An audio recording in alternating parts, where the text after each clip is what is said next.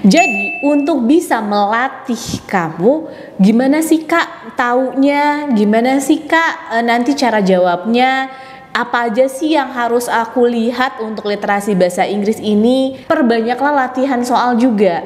Dari latihan soal itu, kamu akan lebih memahami dan lebih mengerti tipe-tipe soalnya seperti apa. Dan dari situ juga kamu akan lebih cepat dalam mengerjakan.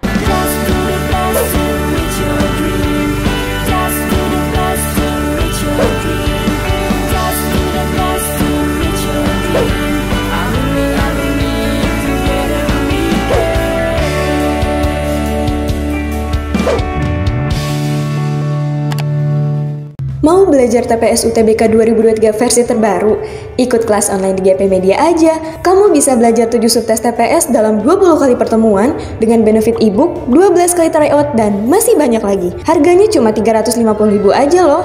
Ayo buruan daftar dan jangan ketinggalan. Kapan lagi kamu bisa ikutan tryout UTBK gratis di GP Media kalau bukan sekarang? Ikuti syaratnya dan kirim bukti screenshot di gpmedia.id ya. Jangan sampai ketinggalan. Buat kalian yang lagi cari tryout SNMPT dan ujian mandiri untuk masuk PTN, kita punya solusinya. GEP Media menyediakan tryout SNMPT dan ujian mandiri untuk beberapa PTN ternama di Indonesia. Mulai dari harga 10.000, kalian sudah dapat ribuan soal prediksi, video pembahasan, dan ada kelas online juga loh. Yuk daftar sekarang. Halo semuanya, balik lagi di GP Media Channel. Gimana persiapan kalian untuk SNMPT 2023 kali ini? Kalau untuk literasi bahasa Inggris, gimana tuh persiapannya? Kalau kalian tahu bahwa mengerjakan soal literasi bahasa Inggris, kalian akan dikasih waktu selama 30 menit untuk menjawab 20 soal. Jadi, manfaatkan waktu dengan sebaik-baiknya. Literasi bahasa Inggris itu panjang banget nih Kak. Terus tulisannya juga nggak tahu tuh ya ngenain apa, terus ngomongin apa. Taktik untuk menjawab soal-soal literasi bahasa Inggris itu nggak perlu kamu baca semuanya.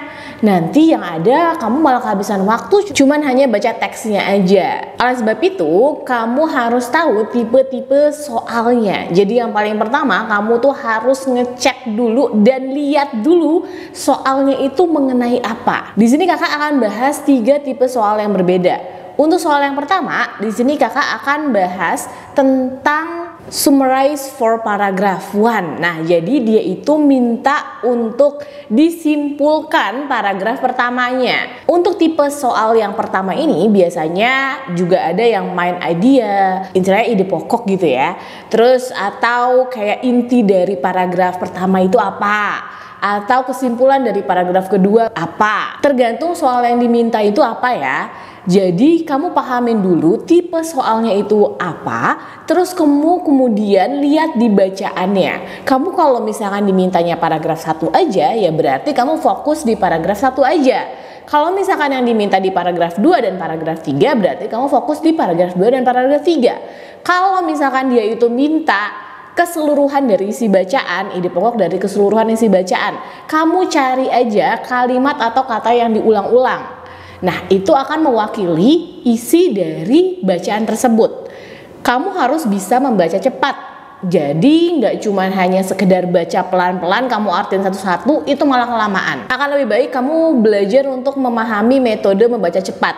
Membaca cepat ini artinya kamu bisa scanning dan bisa memahami inti-inti dari bacaan tersebut. Itu tuh inti dalam memahami soal-soal literasi, khususnya literasi bahasa Inggris ya.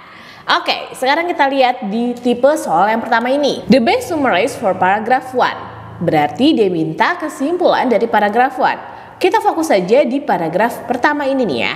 Oke, kita fokus di paragraf pertama ini. Nggak usah dilihat yang paragraf di bawahnya, kita fokus ngelihat yang paling atas aja. Oke, sekarang di sini kita lihat bioteknologi combine prinsip from biologi, teknologi, and chemistry. Oke, berarti ini adalah bioteknologi itu prinsip kombinasi dari biologi, teknologi, dan chemistry, kimia. To create innovative approach to solving problems. Oke, berarti untuk memberikan inovasi terbaru pada pemecahan suatu permasalahan gitu ya. Developing new product, berarti dia mengembangkan produk-produk yang baru. Implementing new technology and producing viable method of sustainability in consumption. Oke, berarti intinya dia mengembangkan suatu teknologi baru atau memproduksi metode-metode baru yang berkelanjutan. Berarti di bacaan ini kamu kan udah fokus nih pada bacaan ini. Terus habis itu di kalimat berikutnya juga dia ngomong, the field of biotechnology is broad, providing a wide range of career opportunity for job seekers. Jadi kalau misalkan secara keseluruhan paragraf 1 ini itu membicarakan tentang prinsip-prinsip ataupun keilmuan yang ada di bioteknologi itu apa aja. Terus bagaimana tujuannya? Tujuan dari bioteknologi itu apa aja sih? Tujuannya ngapain sih gitu ya? Terus juga ngasih tahu bahwa bioteknologi itu cakupannya begitu luas. Oke, berarti dari sini kita udah tahu ya inti dari bacaannya atau inti dari paragraf pertama ini apa. Baru kemudian kita lihat di opsinya. Kalau misalkan di opsinya ini dia bilang people with background in fields such as art, musik, or literatur. Di opsinya ini dia ngomong art, musik, or literatur. Tapi di sini bilangnya medicine, biologi, chemistry, and engineering gitu kan. Ya udah nggak ada tuh ngomongin tentang art or musik di sini, ya kan? Berarti ini udah jelas-jelas salah. Selanjutnya di sini biotechnology is only useful for a short term application. Short term berarti jangka pendek, ya kan? Katanya untuk jangka pendek aja, and does not contribute to long term sustainability. Oke. Yang ada kata-kata sustainability-nya di sini kan ya. Dia ini bilangnya sustainability. Terus dia bilang juga producing viable method of sustainability in consumption. Berarti itu terus menerus sustainability. Tapi kata dia di sini dibilangnya does not, bukan, atau dia tidak berkontribusi untuk jangka yang berkelanjutan, jangka panjang yang berkelanjutan. Sedangkan di sini udah dibilang bahwa dia itu memproduksi viable method of sustainability in consumption. Viable ini berarti yang fit banget, yang pas, yang pantas, metode yang sesuai gitu. Berarti kalau kayak gini sesuai tidak dengan bacaannya? Enggak ya, enggak sesuai. Oke, berarti ini jelas-jelas salah. Untuk opsi berikutnya, biotechnology is probably concerned with developing new technology in 21st century. Di sini ada yang ngomongin 21st century enggak? Nggak ada ya. Tadi kan ingat nggak kesimpulannya? Poin yang pertama kita dapat di paragraf pertama ini itu tentang keilmuan-keilmuan dari bioteknologi itu apa. Oke, udah dapat keilmuan-keilmuannya. Terus kita juga tahu tujuan dari bioteknologi itu buat ngapain aja, ya kan? Tujuannya itu bioteknologi itu apa aja. Terus bidangnya, nah bidangnya ini tuh lebih cenderung di bidang apa aja gitu. Latar belakang bidangnya itu apa, bidang bioteknologi itu apa aja. Nah oke, berarti kan 3 pokok ini yang kita tadi dapat di bacaannya. Apakah dari 3 pokok ini yang udah kita dapat dari inti bacaannya ngomongin tentang 21st century? Gak ada ya ngomongin itu. Memang di sini ngomongin tentang sustainability, tentang produksi-produksi yang baru atau pengembangan produksi gitu-gitu ya. Tapi ini masih probably juga kan Kak gitu. Probably developing new technology. Mungkin kalian tuh juga berpikir kayak gini, Kak, di sini ada nih Kak developing new technology, di sini ada nih juga ada kata-kata developing new product, implementing new technology gitu ya. Kan ada tuh Kak kata-kata yang samanya. Iya, apalagi di sini bilangnya probably Kak gitu ya. Nah, bedanya di sini tuh kurang tepat, walaupun memang bisa aja tapi kurang tepat karena ada apa? Ada 21st century-nya ini. 21st century-nya ini kita nggak tahu kan sustainability-nya itu buat jangka kapan, buat era di mana. Di sini di bacaannya itu nggak dibilangin tentang eranya atau masanya. Dia itu cuman bilangnya bahwa akan berkelanjutan, akan terus menerus, tapi nggak dibilangin eranya atau zamannya gitu ya. Jadi ini udah jelas-jelas salah. Hati-hati ya. Untuk opsi selanjutnya kita lihat di sini ya. The field of biotechnology encompasses a broad range of scientific, engineering, mathematics, and technical principles that are applied across multiple industries. Nah, encompasses di sini itu artinya mencakupi atau meliputi. Ya, jadi meliputi apa aja, meliputi tentang apa, mencakupi tentang apa aja gitu katanya dia. Ya udah, tadi kan dibilang ada broad range of scientific. Di sini ada kata-kata broad juga. Di sini broad ini artinya luas, ya. jangkauannya itu luas. Jadi mencakupi jangkauan yang luas di bidang sains. Ini kan medicine, biologi, chemistry itu kan masuknya sains ya. Terus engineering, mathematical, and technical principles that are applied across multiple industry. Berarti udah sesuai itu ya sama bacaan, katanya dia memang meliputi bidang-bidang ini. Nah, ini dia nih. Tadi kan kita dapat ya 3 poin di paragraf pertama itu tentang yang pertama keilmuan, yang kedua tujuan, dan bidangnya itu mengenai apa aja. Bidangnya itu seberapa luas dia. Nah, di sini kan ada wide range. Wide range juga ngomongin seberapa luas bidangnya, bidang yang bekerja di bioteknologi ini. Apalagi dia ngomongin applied itu berarti pengaplikasian across multiple industry, jadi pengaplikasian di beberapa industri. Berarti kan jelas ya, itu yang dipakai untuk industri ya. Jadi di sini juga ngomongin bisnis, manajemen, dan segala macamnya yang kayak gitu. Sehingga ini sesuai banget nih sama kalimat keduanya. Ini sesuai banget sama kalimat keduanya dan sesuai banget sama poin yang udah kita bikin tuh. Poin-poin inti dari paragraf tersebut. Kita udah dapat poin-poinnya, terus udah sesuai juga sama paragraf pertama. Ya udah, berarti ini dong ya jawabannya. Karena ini sesuai banget dengan kalimat yang kedua pada paragraf pertama. Sekarang opsi yang berikutnya. Opsi berikutnya kayaknya bisa juga deh Kak. Coba kita baca ya. Nih, biotechnology only focus on one principle, either biology, technology, or chemistry, to solve problems and develop new product. Kan udah sesuai tuh ya Kak. Ada biologi, teknologi, sama chemistry-nya. Di bacaan juga ada nih Kak, biologi, chemistry, itu udah ada nih Kak, sesuai sama bacaannya. To solve problems and develop new product. Ini sesuai juga Kak sama bacaannya. Di kalimat pertama dia ngomongin tentang solve problems, terus dia ngomongin tentang develop new products, ya kan? Tapi kita lihat ya di bagian terakhirnya dia ngomong and does not have any relation to sustainability. Dia bilang does not. Kan di sini udah bilang sustainability, ya kan? Berarti does not ini salah dong ya. Hati-hati, kamu lihat lagi, kamu cek lagi. Kalau memang dirasa udah sesuai, oke, udah sama. Tapi lihat lagi kalimat secara keseluruhannya di opsi tersebut. Jangan sampai kamu terburu-buru, udah nih ada yang sama kata-katanya, udah yang itu aja. Tapi kamu nggak baca dengan full opsinya itu gimana. Nah, itu malah jadi jebakan. Kamu malah jadi salah ngejawabnya. Hati-hati ya dalam menjawab soal literasi bahasa Inggris. Tetap harus teliti dalam melihat dan memahami opsi pada bacaan tersebut. Halo sahabat GP Media, ujian sebentar lagi akan segera tiba dan pastinya kamu ingin meraih hasil yang terbaik bukan? Nah, caranya gampang. Teman-teman bisa buka website gpmedia.id, klik daftar di sini, lalu isi semua datanya. Setelah itu, login dan masukkan email serta password yang telah terdaftar.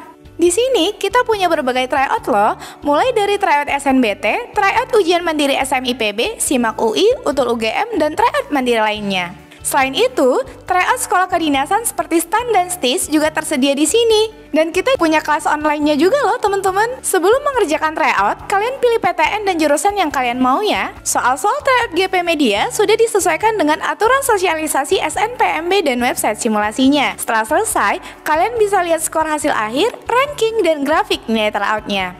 Setiap paket tryout GP Media juga dilengkapi dengan video pembahasan yang jelas dan mudah dipahami. Ayo, jangan sia-siakan kesempatan untuk meraih hasil terbaik di ujianmu. Kunjungi gpmedia.id sekarang juga dan mulailah persiapkan dirimu dari sekarang.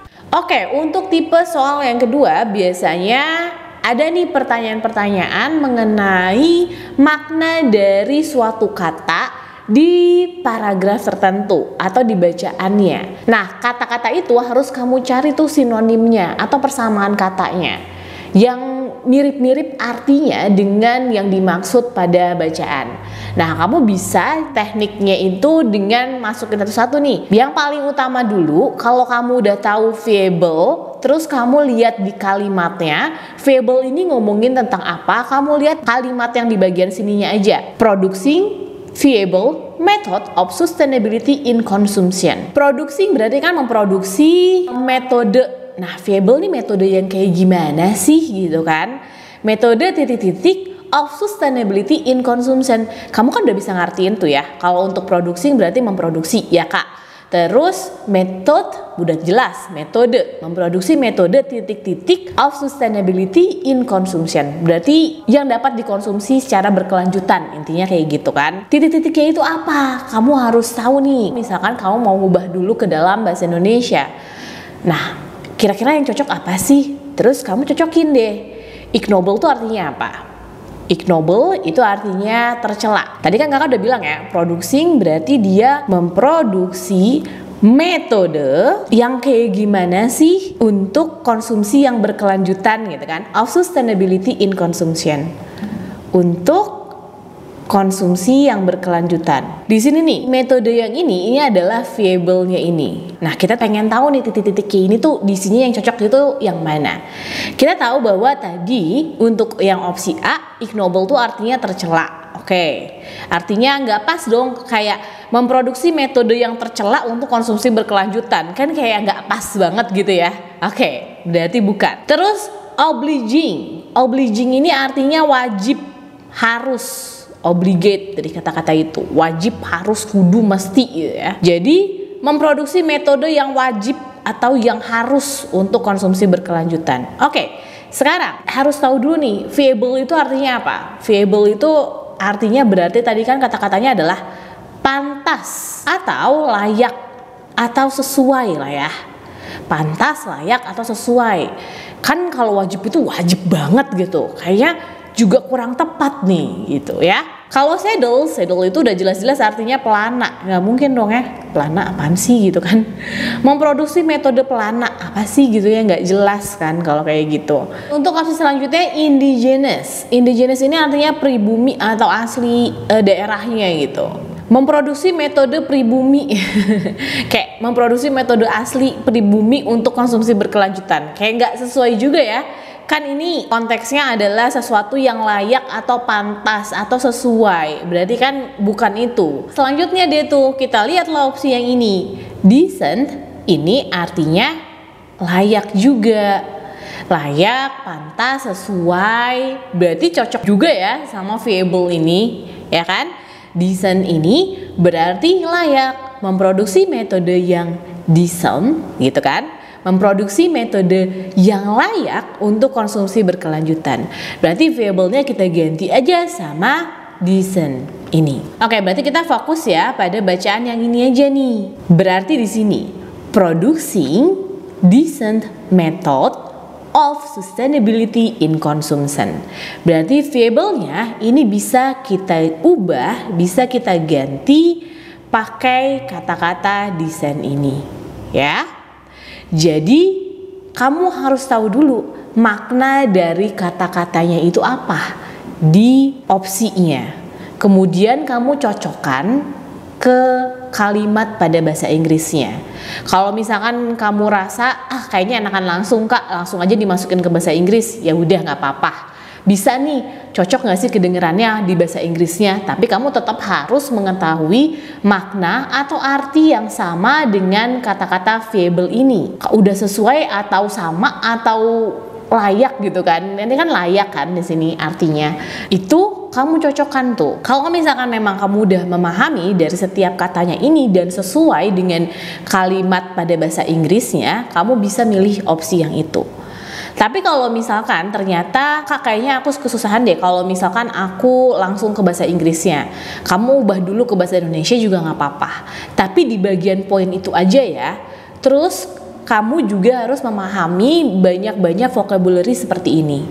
Kalau kamu udah lebih memahami setiap kata-kata atau memperbanyak keilmuan kamu di bidang vocabulary, itu akan membantu juga dalam menjawab dan memahami maksud artinya. Artinya harus sesuai ya, karena yang dia minta closed meaning itu sama aja dengan sinonim, arti lainnya atau persamaan kata dari viable ini apa gitu. Jadi disesuaikan juga dengan keseluruhan dari isi kalimatnya. Oke, itu untuk tipe soal yang kedua. Kalau kalian bingung nih ya, Pengen tahu tipe-tipe soal bahasa Inggris yang lainnya itu kayak gimana aja sih? Selain yang kakak jelasin di video kali ini, kalian juga bisa beli bukunya GEP Media. Di situ buku modulnya udah kita sesuaikan soal-soalnya dengan soal-soal ataupun tipe soal yang ada di website resminya SNPMB. Jadi memang sudah kita buat sendiri, kita ramu sendiri, dan kita sesuaikan dengan tipe soal yang resmi pada contoh soal di website resminya SNPMB. Jadi kamu bisa pelajarin tipe-tipe yang lainnya juga tuh. Kalau udah kamu pahamin tipe-tipe soalnya, kamu akan lebih mudah dalam mengerjakan soal tersebut. Untuk tipe soal selanjutnya, ini adalah tipe soal yang ketiga, di mana kalau tadi bentuknya suatu kata, di sini kamu akan dikasih suatu bentuk kalimat.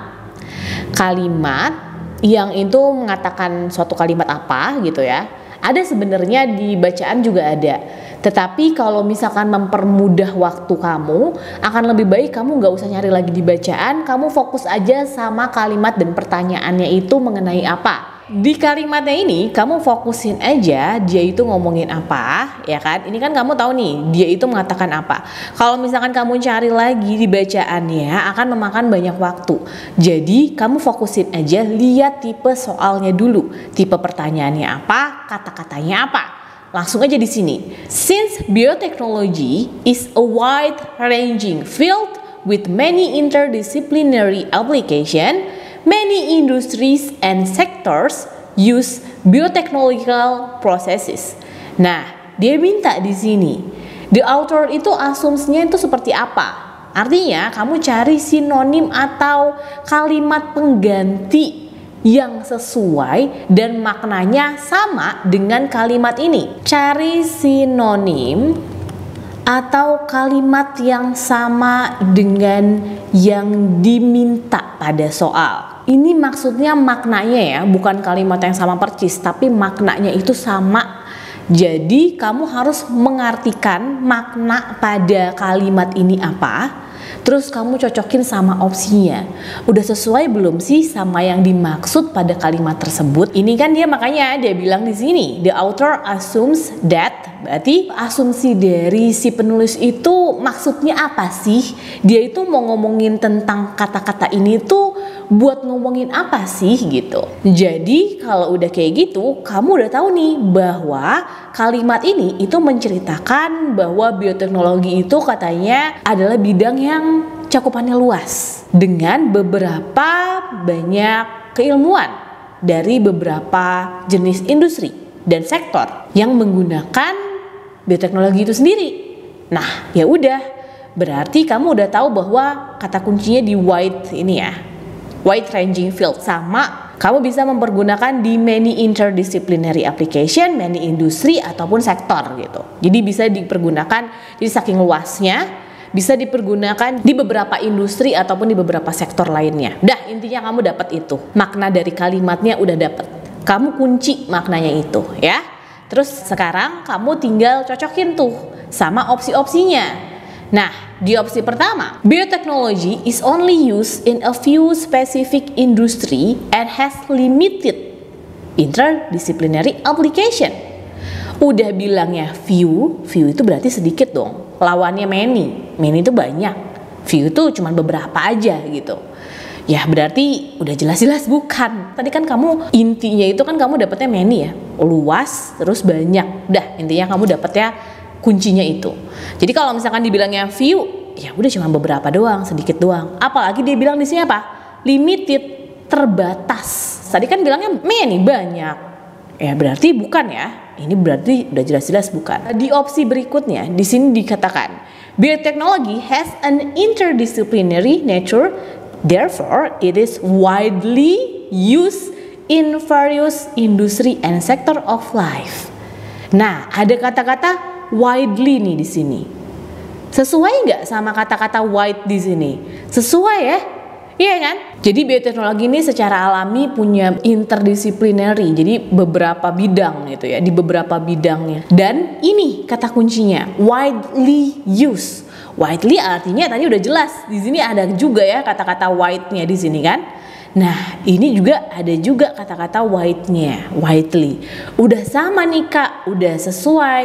Apalagi katanya bilangnya secara luas di various industry and sector. Udah sama Kak kata-katanya, udah sama maknanya. Ya udah, berarti ini jawabannya. Langsung aja kayak gitu sebenarnya. Terus kamu lihat juga nih opsi yang lainnya. Kalau emang kamu mau ngecek lagi jawaban kamu kira-kira udah bener belum ya, coba deh kita cek dulu opsi yang lainnya gitu cara ngelihatnya. Walaupun kamu udah dapat nih jawaban kamu A, tapi kalau emang kamu mau ngecek lagi opsi-opsi yang lainnya, kamu cek lagi. Jangan sampai terburu-buru juga dalam menjawabnya.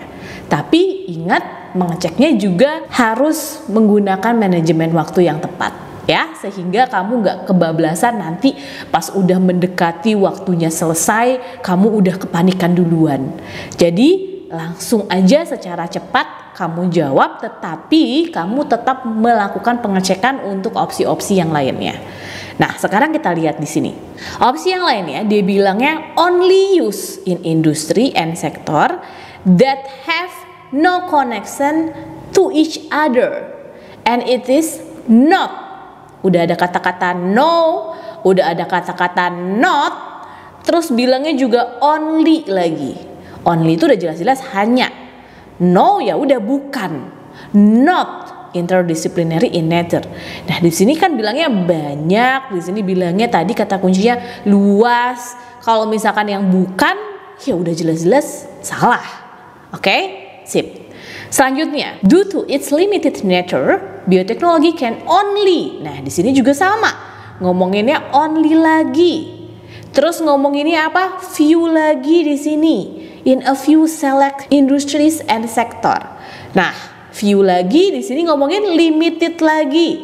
Ingat tadi kata kuncinya wide itu artinya luas, ya kan? Kata kuncinya luas sama many, banyak. Itu kita kunci kata-kata itu. Jadi kalau lawannya ya udah jelas-jelas bukan. Kalau misalkan dia ngomonginnya limited, terbatas, only, hanya, few, beberapa, ya udah berarti ini udah jelas-jelas salah ya. Selanjutnya, biotechnology is not an interdisciplinary field. It is only used in one specific industry. Di sini udah jelas-jelas ada kata-kata not. Di sini udah jelas-jelas ada kata-kata only. Ya udah, berarti ini bukan. Tadi kita udah dapat ada kata-kata widely di sini. Berarti udah bener Kak. Aku jawabnya yang B. Karena udah aku cek juga opsi-opsi yang lainnya itu udah jelas-jelas salah. Gitu cara ngejawabnya. Jadi untuk bisa melatih kamu, gimana sih Kak taunya? Gimana sih Kak nanti cara jawabnya? Apa aja sih yang harus aku lihat untuk literasi bahasa Inggris ini? Kakak kasih tadi tips-tips kamu untuk mengerjakan soal-soalnya, untuk memperbanyak keilmuan kamu, untuk memahami setiap kalimat ataupun setiap soal-soalnya. Perbanyaklah latihan soal juga. Dari latihan soal itu kamu akan lebih memahami dan lebih mengerti tipe-tipe soalnya seperti apa. Dan dari situ juga kamu akan lebih cepat dalam mengerjakan. Kalau ini kakak tadi kasih tahu ke kamunya mengenai tips-tipsnya secara perlahan. Sehingga kamu juga lebih memahami apa aja yang diperlukan untuk mempelajari soal-soal literasi bahasa Inggris. Apalagi untuk mengerjakan literasi bahasa Inggris nanti di UTBK 2023 kali ini. Semangat ya buat kalian para pejuang UTBK. Setelah ini kakak akan kasih juga soal latihannya. Coba kamu kerjain ya, biar pemahaman kamu semakin dalam lagi nih untuk literasi bahasa Inggris. Jangan kamu sepelekan juga. Mentang-mentang kamu jago bahasa Inggris, udahlah aku nggak perlu belajar bahasa Inggris gitu. Jangan kamu sepelekan juga, karena yang utama itu adalah memahami setiap tipe-tipe soalnya. Dari tipe-tipe soal itu kamu akan diarahkan atau kamu akan bisa menjawab yang tepat dari tipe-tipe soal itu seperti apa, ya. Sehingga kamu nggak usah panik lagi kalau misalkan ternyata juga kamu terlalu panik.